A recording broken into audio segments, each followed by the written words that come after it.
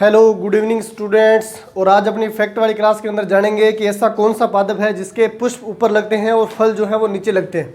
आखिर रीजन क्या है फल नीचे लगने का और पुष्प का ऊपर लगने का। ठीक है, तो फैक्ट के अंदर बहुत ही अच्छा फैक्ट है आज का। तो वो पादप है मूंगफली का, और मूंगफली को अपने बोलते हैं पिनट्स, या इसका वैज्ञानिक नाम जो इसका बॉटनिकल नाम है वो है एरेकिस हाइपोजिया। एरेकिस हाइपोजिया, हाइपोजिया, एरेकिस हाइपोजिया इसका बॉटनिकल नाम है। और इसके अंदर जो होते हैं पुष्प जो लगते हैं, आपने मूंगफली के अगर पुष्प देखे हैं तो इसके पुष्प जो होते हैं वो हल्के पीले रंग के होते हैं। कैसे होते हैं? हल्के पीले रंग के होते हैं। और पुष्प जो होते हैं वो पौधे के ऊपर लगते हैं। पुष्प जो कहाँ लगते हैं? पौधे के ऊपर लगते हैं। जबकि इसका फल कहाँ पे लगता है? फल लगता है ज़मीन के अंदर। फल कहाँ लगता है? ज़मीन में लगता है। तो इसका क्या रीजन है? देखो, मैंने आपको परागगण बताया था पिछले फैक्ट वाली क्लास के अंदर। तो परागगण क्या होता है? किसी भी पुष्प के अंदर, जैसे मान लो ये पुष्प है, ठीक है, ये क्या है? कोई पुष्प है और ये उसके क्या हो गए? ये उसके परागकण हो गए। ठीक है, ये नर भाग हो गया और यहीं पे बीच में मान लो ये क्या है? मादा भाग है। ठीक है, ये मान लो इसका डंठल हो गया और ये उसका पुष्प हो गया। अब मान लो पुष्प के अंदर जो मादा भाग है उसके ऊपर वर्तिकाग्र है, मादा भाग जो है उसके ऊपर परागकण गिर जाएंगे।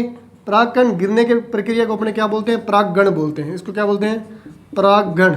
अब परागगण होने की प्रक्रिया के बाद में क्या होता है? मूंगफली के पादप के अंदर यानी पिन्नेट्स के अंदर, ये जो मान लो मूंगफली का पादप मैं यहाँ पे बना देता हूँ, ठीक है, ये ज़मीन के अंदर उसकी जड़ें हैं फैली हुई, और ये मूंगफली का मान लो क्या है? पादप है।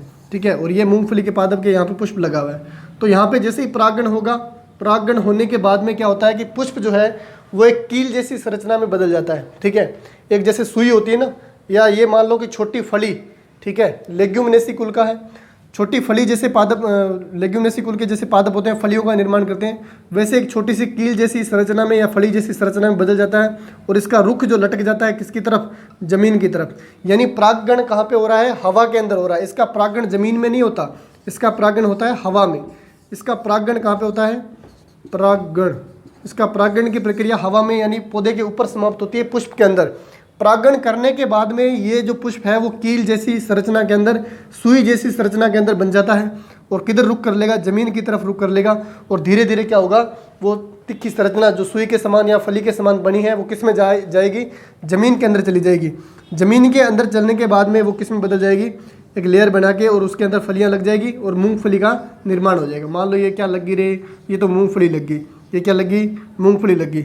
अब आप लोगों ने देखा होगा जो मूंगफली की खेती करते हैं, मूंगफली के पौधे के पास में मिट्टी लगाने की बार बार आवश्यकता पड़ती है। वो आवश्यकता इसीलिए पड़ती है, जैसे मान लो कोई कील जैसी संरचना बनी है, मान लो कोई पुष्प नीचे की ओर झुकाव करके जमीन की ओर बढ़ रहा है और उसको मिट्टी नहीं मिली, तो वो पुष्प जो होता है वो पूरी तरह से फल नहीं बना पाएगा। तो इसके पुष्प जो होते हैं वो लगते हैं हवा के अंदर यानी पौधे के ऊपर लगते हैं। परागण की प्रक्रिया भी कहाँ संपन्न होती है? पौधे के ऊपर पुष्प में संपन्न होती है। परागण करने के बाद में ये कील जैसी संरचना में बदल के कहाँ जाता है? जमीन में आ जाता है। इस प्रक्रिया को क्या बोलते हैं? पेकिंग बोलते हैं। इस प्रक्रिया को क्या बोलते हैं? पेपिंग नहीं बोल रहा मैं, पेगिंग बोल रहा हूँ। इस प्रक्रिया को बोलते हैं पेगिंग। ठीक है, तो पेगिंग क्या है? पेगिंग है मूंगफली के पौधे के अंदर जो पुष्प है वो कील जैसी संरचना में होकर जमीन के नीचे की ओर जाना। ठीक है, क्या कहलाता है? पेगिंग कहलाता है। पेपिंग नहीं है, पेगिंग है। तो पेगिंग की प्रक्रिया किस प्लांट्स के अंदर पाई जाती है? मूंगफली के अंदर पाई जाती है, पिनट्स के अंदर। इसका बॉटनिकल नाम क्या है? एरेकिस हाइपोजिया बोलते हैं। और इसके पुष्प कैसे होते हैं? पीले रंग के होते हैं। और पुष्प जो होते हैं वो कहाँ लगते हैं? पौधे के ऊपर लगते हैं। जबकि इसके फल कहाँ बनते हैं? जमीन में बनते हैं। तो आई होप सो आपको आज का फैक्ट बहुत ही अच्छा लगा होगा। क्लास को ज़्यादा से ज़्यादा शेयर करो और लाइक करो।